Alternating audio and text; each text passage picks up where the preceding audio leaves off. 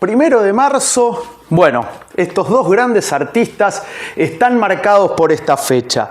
Un 1 de marzo de 1944, hace exactamente 82 años, en Shepherd Bush, en el oeste londinense, nacía el señor Roger Daltrey, nada más y nada menos. Y cuando Roger Daltrey cumplía 50 años exactamente, en 1994, hace exactamente 32 años, iba a decir 30, no, 32 años, Nirvana daba su último show, su último concierto en vivo, que fue en Alemania, y quedó como el registro de la despedida, que fue inesperada. Bueno, 1 de marzo de 1994, sabemos qué pasó el 5 de abril de 1994 y bueno, es algo que sacudió al mundo del rock. Ese fue el último show de Nirvana, acá los muestro.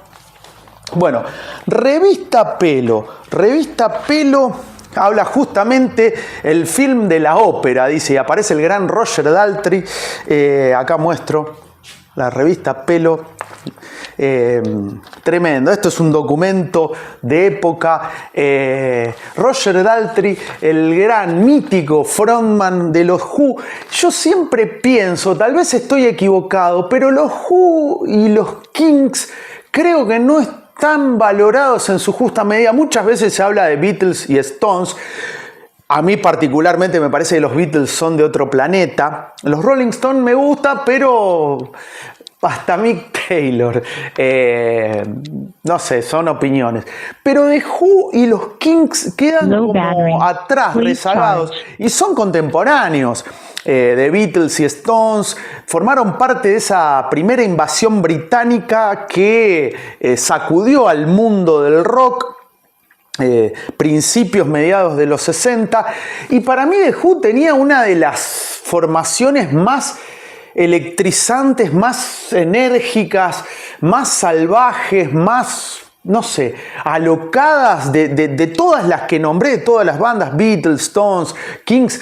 Para mí la más explosiva era The Who. Roger Daltrey, un cantante que es impresionante.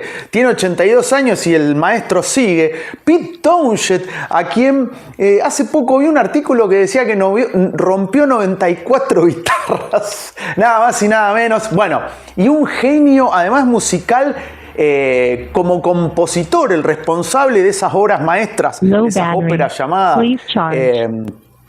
Tommy y Quadrophenia. Además, bueno, clásicos, My Generation, I'm a Boy, bueno, Baba O'Reilly, clásicos de clásicos de clásicos.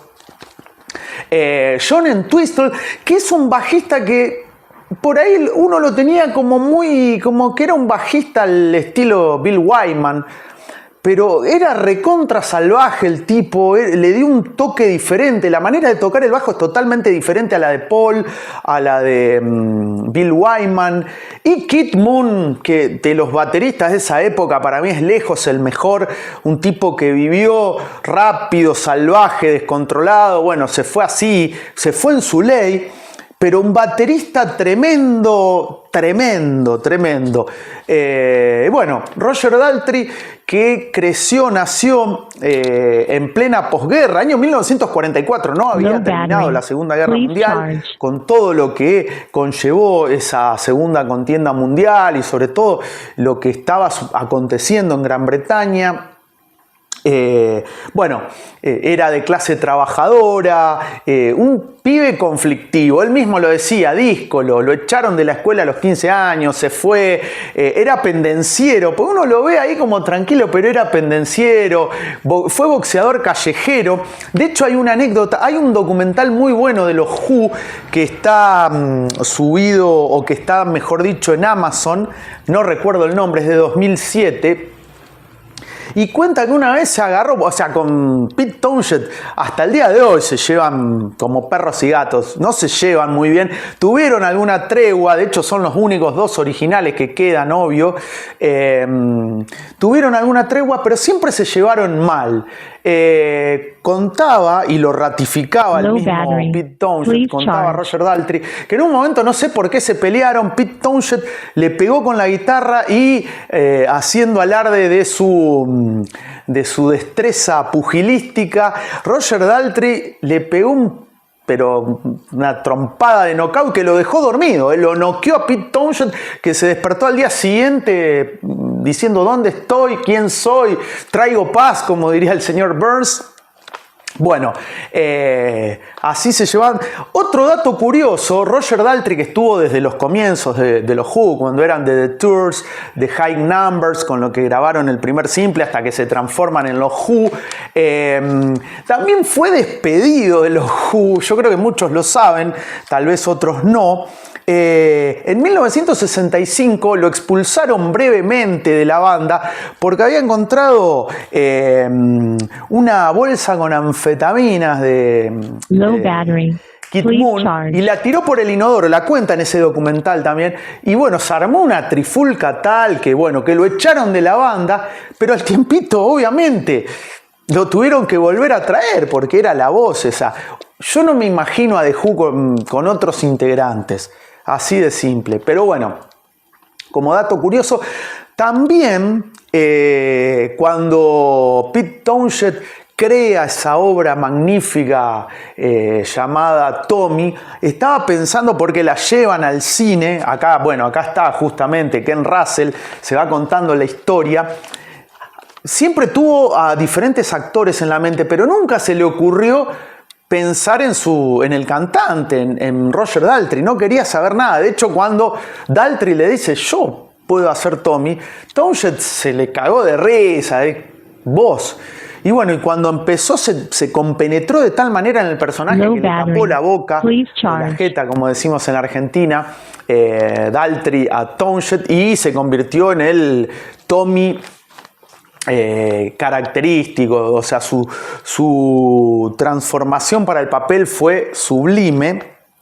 Bueno, sacó su primer disco solista de Roger Daltrey, sale en 1973, y hay un libro muy bueno que yo, me arrepiento mucho de no haberlo comprado. El año pasado lo tuve en mis manos y me traje uno de los Black Crowes. No me arrepiento, pero me hubiera gustado tener también este, que se llama Mi historia, memorias del fundador de The Who, que es una autobiografía junto a un periodista británico que hizo Roger Daltrey, que cuenta su adolescencia hasta que se arma y pega el primer gran éxito de The Who, que es My Generation, con ese tartamudeo que hace, estuvieron a punto de sacarlo, pero que hace la forma de cantar. O sea, me encanta Roger Daltrey, que tiene 82 años, tocaron en el 2024 con los Guns aquí en la Argentina. Es un grandísimo frontman. Él dice que ya está en la parte, llegando al final de su vida, pero cuidándose. El tipo está impecable.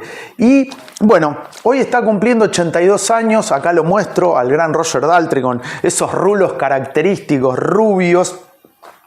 Y decía también, y acá quiero mostrar, siempre voy a mostrar El fabuloso mundo del rock, este libro muy bueno, ilustrado por Andrés Cassioli, responsable de la revista Humor Mítica, Nirvana.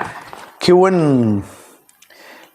los dibujos son impresionantes. Este libro para mí también es una reliquia, una obra maestra. Además, sobre todo Cobain, qué bien está retratado. Decía que Nirvana en el año 1994 brinda su último concierto. El último concierto de Nirvana se da justamente en Múnich, en el estadio, en realidad en una especie de teatro, en el que, Terminal 1 se llama, creo que es 1 en alemán, disculpen, yo no conozco un par de palabras en alemán, Danke, Auf Wiedersehen, Opium Fürs Volk, gracias a Die Totenhosen, Die Schule, pero creo que es 1. ante 3.000 personas, una especie de... Era un hangar, en realidad, que se hizo una especie de teatro. Da su último show. Obviamente no se sabía que ese iba a ser el último show de Nirvana. 3.000 personas, 1 de marzo del 94. Bueno, como solían hacer y lo hicieron acá en Argentina, pero con una razón valedera, no tocaron Smells Like Teen Spirit aquí en Argentina porque el público recibió a los latazos a las Calamity Jane, la banda que había traído como telonera a Nirvana. Bueno, acá no hicieron Smells Like Teen Spirit. Por ejemplo, arrancaron con My Best Friend's Girl, un cover de los Cars, la gran banda de Rick Ocasek. Hicieron 2 veces Come As You Are, porque cuando estaban haciendo la estaban haciendo por primera vez, por así decirlo, se cortó la luz a mitad de tema y bueno, volvieron a arrancar, así que algo raro.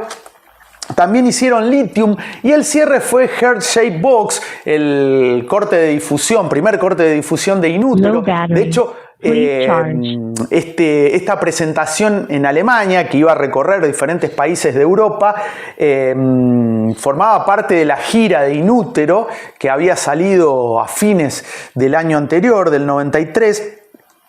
Ahí cuentan quienes cubrieron, estuvo la televisión alemana también ahí, cuentan los periodistas y asistentes que estuvieron en el show que ya a Cobain ya se lo veía maltrecho, no estaba bien, de hecho le costaba llegar a notas que llegaba de una manera maravillosa.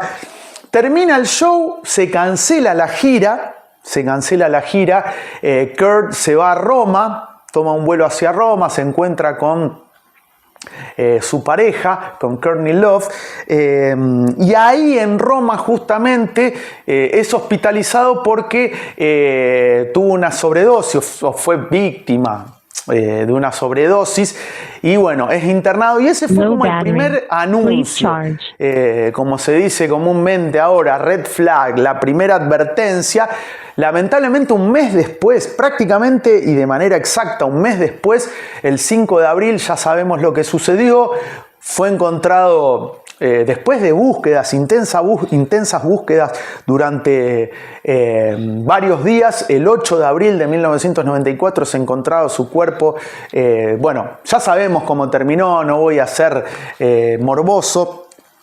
Pero ese show justamente del que se cumplen hoy 32 años en Múnich, en Alemania, es el último concierto que dio Nirvana. Incluso decían los Buzzcocks, Pete Shelley, decía que bueno, que Nirvana los había invitado, había ido a un show de los Buzzcocks, los nombraba siempre como influencia, fue responsable de la vuelta, por decirlo de alguna manera, de los Buzzcocks que estaban separados en ese momento, y estaba planeada una gira por Inglaterra en donde y por Europa fundamentalmente, en un trecho de esa gira iban a estar los Buzzcocks como acto de apertura de Nirvana. Lamentablemente no se dio. Y bueno, último show fue la despedida que nadie avisoraba, obviamente, si bien a Kurt Cobain ya se lo veía maltrecho. Coincidencias entre Roger Daltrey, Who y Nirvana. Entre Daltrey y Cobain, por ejemplo, ambos provenían de familias de clase trabajadora. En el caso de Roger Daltrey, como decía, nació en plena cuando estaba prácticamente finalizando la Segunda Guerra Mundial. Sus padres eran de clase obrera. Él también tuvo varios trabajos antes de volcarse a la música, que era lo que amaba, y afortunadamente siguió ese camino porque es realmente un verdadero ícono, no solamente del rock, sino de la música en todo su aspecto y espectro, si se me permite el término. Y Kurt Cobain también venía de una familia de clase trabajadora de Aberdeen, en Washington, una zona que en ese momento estaba muy deprimida en el sentido laboral. De hecho, el documental Hype, que recomiendo ver con Y, búsquenlo en YouTube, está solamente, que habla del fenómeno grunge. Es un documental del 97-98, cuenta lo que era justamente Seattle, Washington, Aberdeen, que era una escena que era muy local y que pegó el estallido, y ahí todos empezaron a hablar de como que la movida era tremenda desde que empezó y era muy pequeña. Bueno, provenían Daltrey y Cobain de familias de clase trabajadora. También otro dato interesante es que Daltrey y Cobain eran barítonos con un rango superior extendido, tenor bajo, su rango vocal, que es lo que demuestra la forma de llegar a determinadas notas que otros artistas, otros cantantes no pueden. Daltrey y Cobain sí. Si bien Nirvana nunca lo citó Cobain como gran influencia, los Who en algunas entrevistas deslizó que los marcó, y hay algún par de covers que hicieron los Nirvana. En Francia, en el año 91, hicieron un cover de Baba O'Reilly, clásico de los Who, y también en los comienzos, fundamentalmente de Nirvana, a fines de los 80, hicieron un cover de I'm a Boy, I'm a Boy, I'm a Boy, I Can't Explain. Para mí es un temazo, me estaba olvidando. Can't Explain junto a My Generation son temazos, y bueno, la voz de este señor de Roger Daltrey para mí es tremenda. Tal vez un artista que acá no me pongo como el abuelo Simpson, pero bueno, lo fui descubriendo tarde, porque uno en los 60 queda obnubilado con Beatles, Stones, Pink Floyd, Jimi Hendrix, y después llega, por ejemplo, o en mi caso, The Kings, The Who, The Animals, y bueno, cuando escuché realmente de manera consciente a los Who, me volaron la cabeza. Acá estoy, bueno, con una musculosa de Nirvana para hacer honor a la fecha. Y bueno, tanto Daltrey como Cobain son dos cantantes que a mí me vuelan la peluca, me fascinan, son además frontmen de la hostia, iba a decir una palabrota. Pero bueno, me gustaría que me comentes, ¿fuiste a ver a los Who? ¿Viste a Nirvana, si sos de Argentina, cuando se presentaron en el año 92, si no me equivoco? Acá cuando supuestamente, no sé, le chorearon el riff de Kanishka a los Brujos, algo me parece que hubo. Escuchen, si no conocen, quienes no son argentinos, escuchen el tema Kanishka de los Brujos y pegadito Very Ape de Nirvana del disco Inútero, y van a ver que los riffs de Very Ape son bastante similares a los de Kanishka.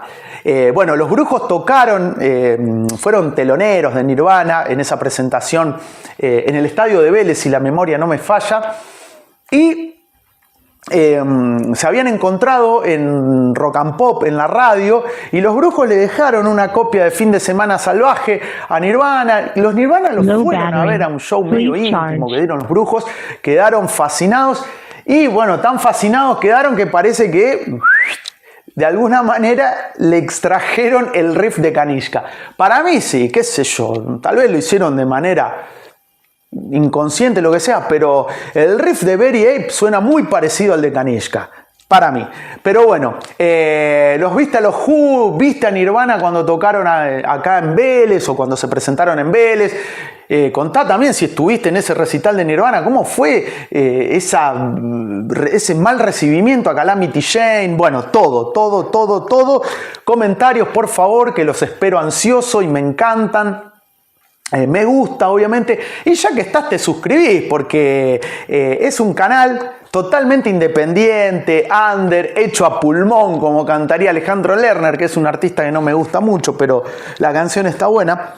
Y bueno, solamente pido eso y agradezco infinitamente. Bueno, 1 de marzo del año 1944 en Shepherd Bush, en el oeste de Londres.